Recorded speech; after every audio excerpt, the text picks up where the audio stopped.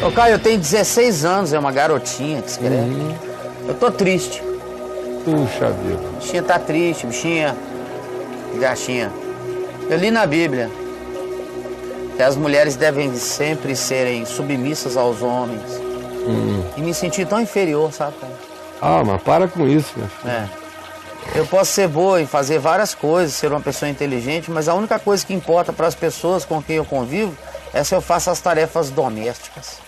É, né? Eu não sou boa nisso não, nem um pouco. Mas como mulher, eu sou obrigada. Na minha família, só vejo mulheres servindo os maridos, sabe? Mas nunca o contrário. Isso faz com que eu queira passar a vida sozinha, pois eu não quero ser humilhada, quero servir por ser cristã e não por ser mulher. Será que um homem que ama se sente bem em ver a amada se humilhando por ele? Mas não quero jamais ir contra o evangelho. Será que eu devo Mas isso não me é calar e evangelho, me conformar, meu filho, Caio? não é evangelho. Eu tenho tantos sonhos e o machismo me limita a tentar realizá-los. Estou muito confuso. Por favor, me ajude. O machismo é pecado, minha filha. Tanto quanto qualquer outra forma de supremacismo. É pecado, porque Deus não faz acepção de pessoas. Não faz acepção. Eu já falei sobre isso mais do que, sei lá, muita coisa, livros e livros escritos a esse respeito. Mas você não tem obrigação de sabê-los, nem de conhecê-los. Você só tem 16 anos, está chegando aqui agora. Então só quero te dizer o seguinte, não é assim. No Evangelho, olha como é que Jesus tratava as mulheres. Eu aqui ensino uma coisa chamada Jesus como chave hermenêutica, ou seja, chave interpretativa, chave de compreensão. Quando a gente quer compreender o que a Bíblia diz, a gente lê os 4 evangelhos, Mateus, Marcos, Lucas e João, e vê como é que Jesus viveu. Aquele é o jeito que eu tenho que aprender a viver. É do jeito de Jesus.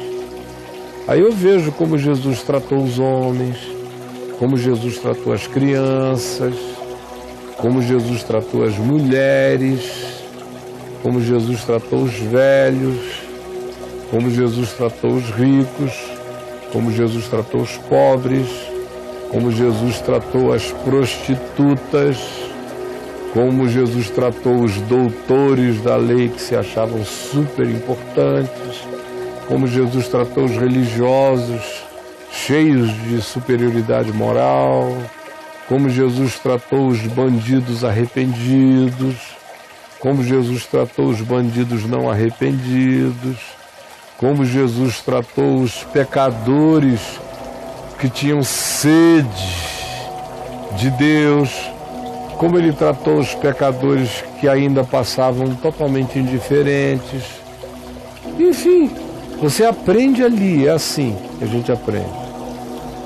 Aí tudo mais antes, no Velho Testamento, e tudo mais depois do livro de Atos dos Apóstolos em diante, tem que ser parecido com aquilo ali que a gente vê em Jesus. O que é conforme a gente vê em Jesus, fica. O que não é conforme a gente vê em Jesus foi algo que ou passou no Velho Testamento ou é algo que era só uma adaptação dos dias de Paulo, de Pedro, dos dias em que aqueles textos foram escritos, uma adaptação deles ao convívio social da época, como é o caso, por exemplo, do homem e da mulher. No mesmo lugar onde você leu, por exemplo, em Efésios, ou em Colossenses, ou na primeira epístola de Pedro, são os lugares mais enfáticos sobre mulheres sejam submissas aos maridos. Nos mesmos contextos, a gente ouve falar de escravidão. Conselhos aos escravos. Se o seu patrão, se o seu dono é um cara bom, seja bom para com ele. Se o seu dono não é um cara bom, seja bom, não por causa dele, mas porque você é de Cristo. E porque você é de Cristo, seja bom. Isso é um conselho. Era um mundo ideal? Não, era um mundo onde tinha donos de escravos e escravos. objetos que pertenciam àqueles indivíduos. Nesse mesmo contexto que se diz, mulheres sejam submissas aos maridos e os maridos às mulheres. Por quê? Porque naquele mesmo contexto, onde tinha escravo e dono de escravo, marido também era dono de mulher. Marido era dono de mulher, tanto no judaísmo quanto no mundo greco-romano. Mulheres tinham dono. Mulheres eram seres de segunda categoria. Mas quando se diz mulher seja submissa ao seu marido, está dizendo não brigue contra esse fluxo, mas ao mesmo tempo se diz algo que não se dizia aos maridos. Amem as suas mulheres como Cristo amou a igreja e assim mesmo se entregou por ela, se deu por ela, cuidou dela. Ou seja, uma mulher daquela ser submissa a um marido que seja como Cristo, que ame como Cristo, não pesa nada, não tem nenhum mandamento presente como mandamento, porque um marido que seja assim não tem nem esse diálogo de quem manda em quem. É tudo feito com bom senso, com amor, com sabedoria, conforme cada um pode fazer para ajudar o outro. Eles são um só corpo. Então até aqueles mandamentos ali decorrem ainda do primitivismo, da pouca compreensão, de eles estarem vivendo numa cultura onde homem era dono de mulher, tanto quanto um senhor de escravos era dono dos seus escravos. Mas assim como hoje ninguém mais é dono de escravos, nenhum homem também é dono da mulher, porque nunca foi.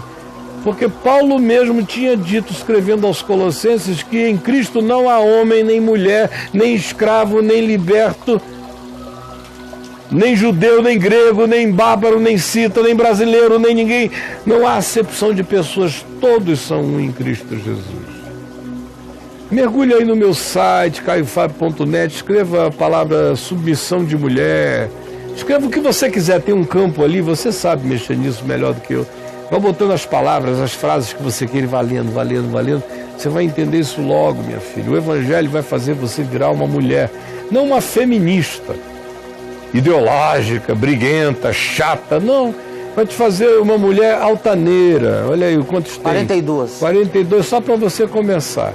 Vai fazer de você uma mulher altaneira, uma mulher forte, uma mulher sábia, uma mulher cheia de Deus, uma mulher com consciência livre, uma mulher sensata, uma mulher respeitada. Essa é a mulher que você será, que o Evangelho produzirá em você. E observe a relação de Jesus com as mulheres, a meiguice dele, com Maria, com Marta, com Maria Madalena, com Joana, com mulheres casadas que andavam com ele, com mulheres solteiras que andavam com ele, com mulheres bonitas, com mulheres feias, com mulheres jovens, com mulheres velhas. Ele era tocado, tocava, abraçava, era abraçado, beijava, era beijado, era perfumado.